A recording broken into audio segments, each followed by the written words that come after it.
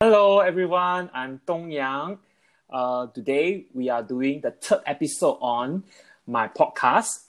We are still doing on toxic friendship today, but today instead of discussing with my guy friend, I'm going to talk about this theme from a female perspective. 今天呢，我带来了我最好的朋友，是位女生，来谈谈 toxic friendship. So today she will be discussing about this topic, and I hope everyone will enjoy. But before that, please remember to subscribe to my podcast at Spotify by following me, and you will have updates of the latest episode. Hopefully every week if I'm able to make it and able to find the right people to do the show. Okay, now thank you, Kai Kai, for coming to my show. Thank you so much. Thank you so much for inviting me for this podcast. It's a great honor to contribute this topic. I'm sure that not just myself and yourself has a lot of things to say in this area.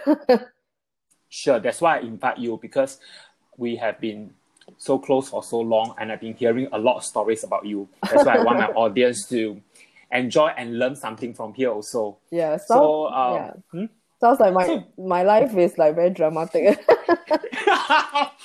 No, it's just your life is very interesting. Okay, so maybe we start off by how do you recognize toxic friends? Okay, that's a very, very good opening questions to this topic.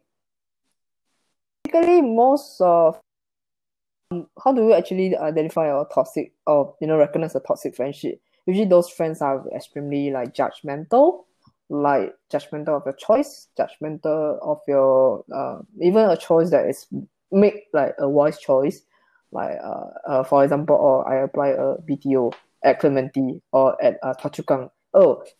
They instead of usually being supportive, but they usually jump that do you think you have financial means, kind of thing. But you know yourself that you work your own budget, that kind of thing. So just example, one of them is being judgmental, and then second, things like they will manipulate you to actually fulfill your personal goals.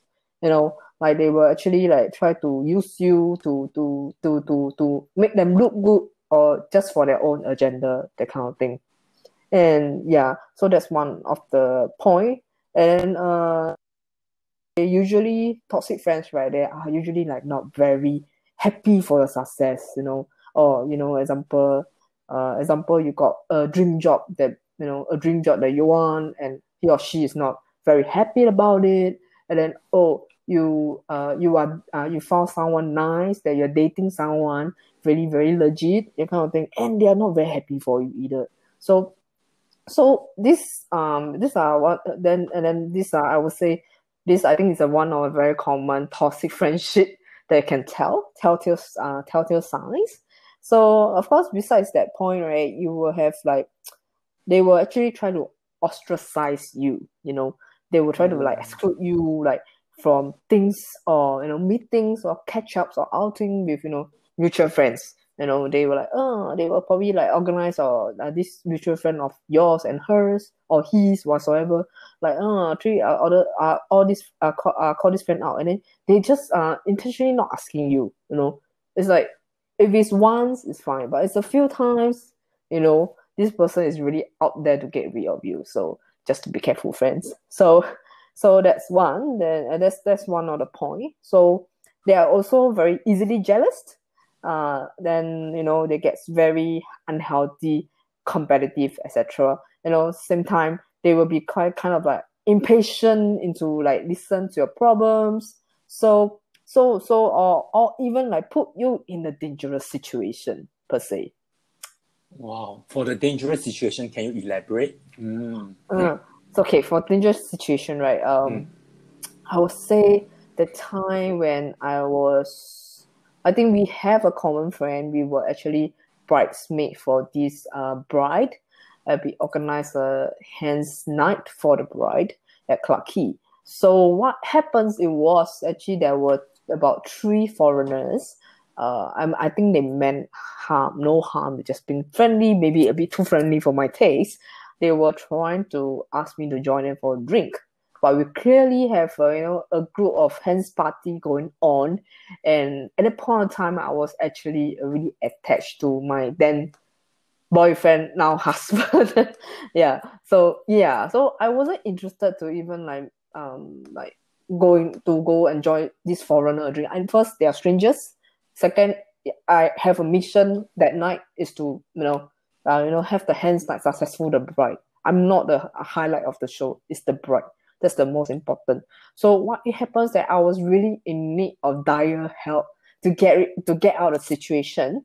The friend that I regard as like a close friend of mine, I expect her to actually salvage me from the situation.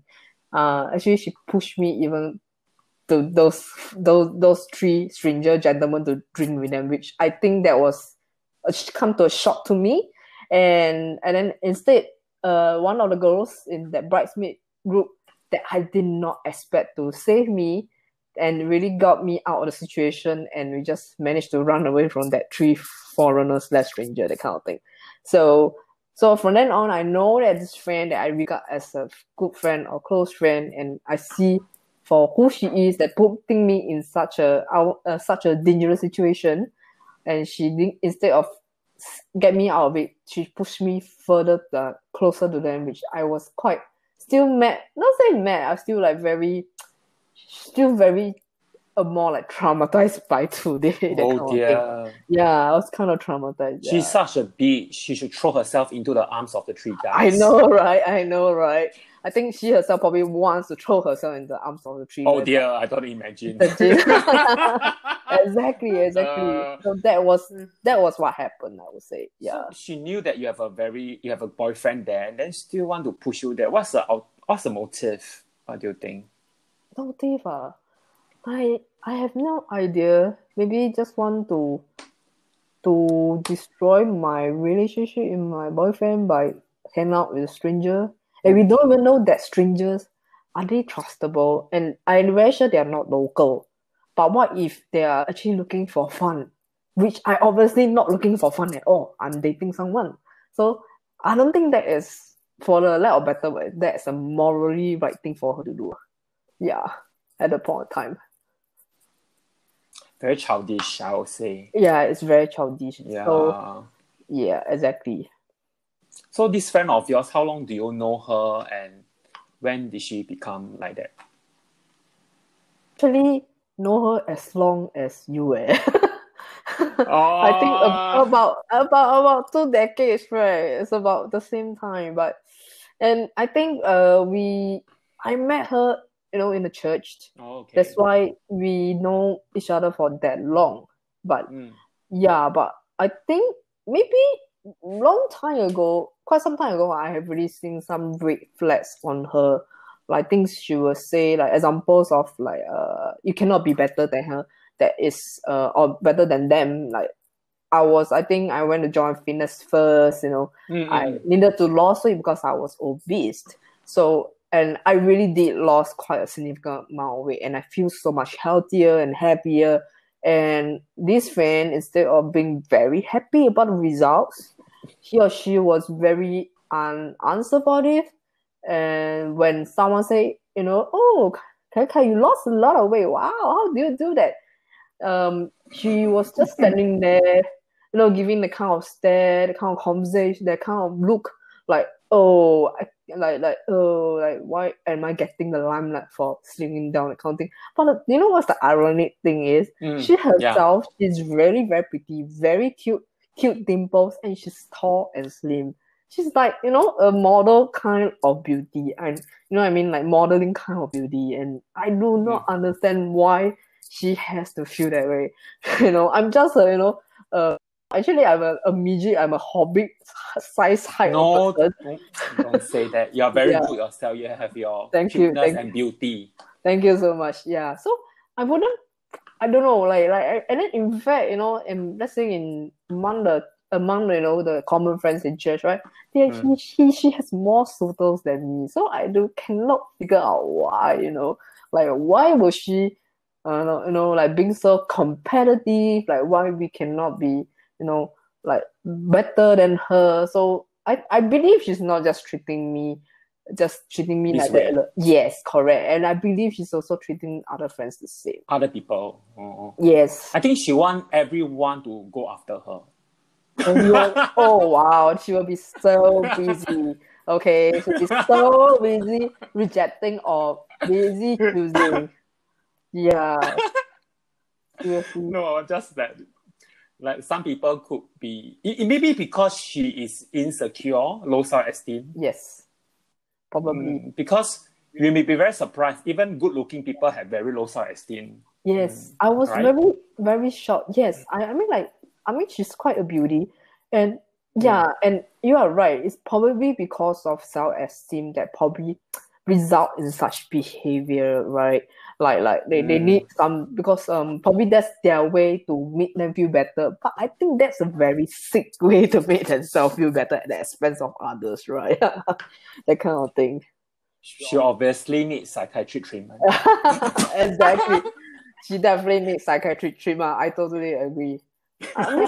Initially, I thought was, we were young and, young and dangerous. And I think it was something that it will just wear off, go off as we mature. But it gets obvious as we mature, actually. That probably says the true self of her. You know what I'm saying? So it's not really about the age or the maturity, but it's just that as we get older, it just gets obvious. Maybe as we get older, you get wiser. I begin to probably see this friend for who she is actually. Yeah. Yes. Maybe that what makes people draw near to you. You have wisdom. Thank you so much. Maybe not just that, I guess. So yeah, so that's the thing about what I would say. How do actually can you tell about recognizing toxic friends, or if you want to use a nicer word, frenemy? Oh dear. Yes. So someone who is judgmental, someone who will make use of you, someone will make you feel bad about yourself. Yes, someone who will not help you in terms of needs. Yes, and put you in dangerous situation. Which friend will do that, man? Oh my god, Frenemy. Frenemy, yes. So how do you deal with such friends? Is it very difficult to shake her off in your life? I have to say yes, very sadly, yes. Means difficult. Difficult. If let's say this friend you met in school, you only met them for, like, example, like meet in probably in secondary school. After that, you just move on with your life. You only face them for the 4-5 years of your secondary school life, or maybe your university friend that you face for like 3-4 years of your life, and then after that, the only excuse you can say that, oh, we have moved on, we have career, we have family, blah blah blah. There was no other legitimate reasons for you guys to actually gather, unless the group makes an effort to have gathering every year. I mean that there's a lot of tradition with other people, and even for my friends as well. But I met her unfortunately in church, and and then church is not something at some point of your life and that you go. It's something because I would say religion is something that stick with you the entire life. So it's a bit hard to shake such friends off. Because the religion thing is always on. Definitely bound to meet her, like meetings or maybe in church services. It's something you cannot really avoid. So I will say that I find it very difficult to really just cut off the friend. Like most of us, like let's say we have a lot like friends. Some people do friends detoxing on Facebook. They just unfriend a friend and literally don't need to talk to that friend anymore. But this person is part of my religious life, so it makes it a bit difficult to cut. So what I will try to do, of course I do encounter toxic friends in my other parts of my life, but this is one friend I find it a bit hard to stay away. But what I can do is I will actually try not to share with her so much about my life, or I try not to talk about myself. Even he or she try to dig into my life, I will try not to tell her. And because we have a group of mutual friends, I just try to remain like acquaintance. And actually I kind of change her her visibility of my Facebook. So she wouldn't know like so much about my life, like anything like going on in my life. So acquaintance list. Acquaintance list, yes, actually it does help. So I think that's the reason why Facebook created that, right? Yeah, the acquaintance list, because you don't want the person, you want the person, both of you to follow each other, or accept each other as friends, but just you don't want to let the other has that full visibility of your life. So this is what I do to actually create a distance from the person. So it's best to always recognize them early, because if not, you will be wasting a friendship and your time with someone that doesn't worth it. Yep. So you still have to meet her often, and do you like someone drag yourself for that kind of gathering with her? Yes. Sometimes the gathering, they're organized, she's there. There are times that I don't see myself, I want to go.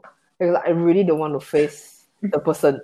And I know it's a very coward way of doing things, but sometimes it's better not to confront that, let the friendship just phase out.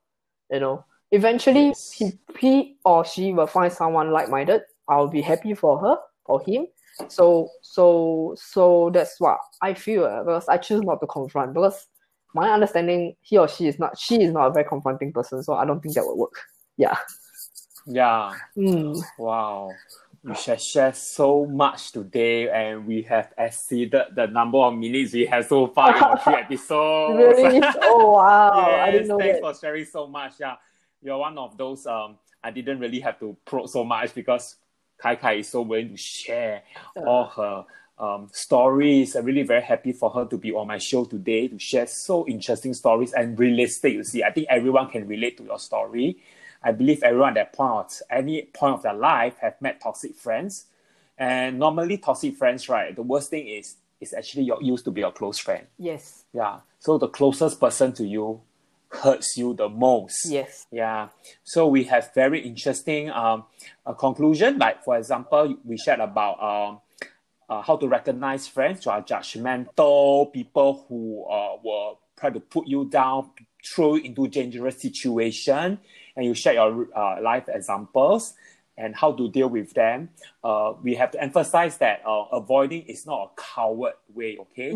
Some confrontation doesn't work. We just have to let the friendship fade away. And very interesting to share about how we can actually make use of social media, social app, Facebook or Instagram to actually control the visibility of certain people. So they may know that they are still following us, but they do not realize they have limited access to the information. Exactly right. That is a very intelligent thing for Facebook to do, actually.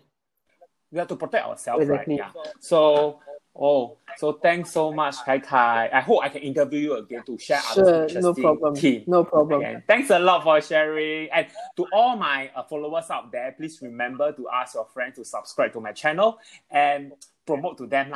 So thank you very much. And thanks, Kai again. Thank you. Bye-bye. Bye. Bye.